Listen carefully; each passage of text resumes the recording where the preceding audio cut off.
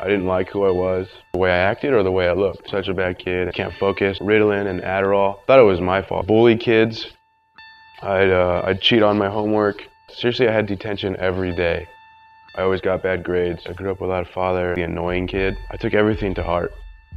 I was afraid to succeed at anything. I was afraid to try anything because I was afraid of failure. So my mentality began to be, okay, I mess up a lot.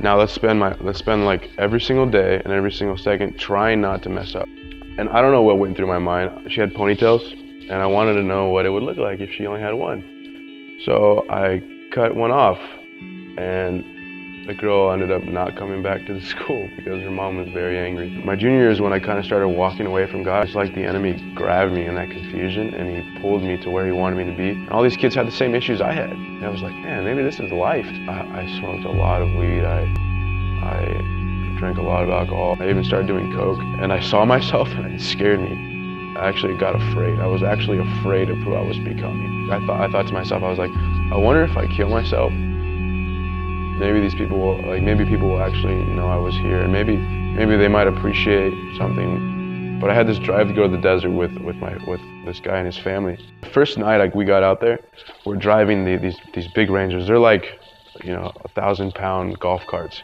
I make a sharp right turn, and it flips. The whole thing lands on my leg. My foot goes backwards, and my bones are popping out. I couldn't pay for my leg. I couldn't pay for surgery. I couldn't pay for anything. My mom, who I hurt so much, I'd come home at 4 and she'd be awake, waiting for me. And I was the prodigal son, and she welcomed me in. She called me and said, "You're gonna go to camp." I was like, "Okay, you're paying for me, I'll go, whatever." And the night before, I partied really hard because I had a feeling that as soon as I go to camp, I'm not gonna come back the same. Everybody went to bed and I couldn't sleep. For the first time in my entire life, I felt like I had a calling on my life. I felt like God was good. I had broken his heart, and I started crying. And I cried so hard that my abs were sore the next day. I didn't have a glimpse of what he was gonna do. I didn't know anything, but all it was a promise that I felt in my heart that gave me hope. I know, and I can say that God is in the business of trash digging.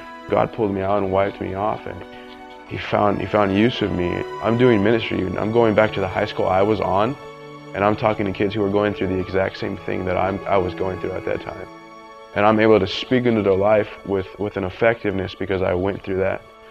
I got up on a chair and I started preaching the love of God. I was like, God loves you so much. 43 of them got saved. As soon as I found out that I was weak, God was stronger in my life. And I'm figuring out that in my weakness is when God is the strongest. And that's when he works the most, is when I humble myself and I say I can't do it, is when God comes in and he does it for me. That hope is what I have to cling on to. And it's so real.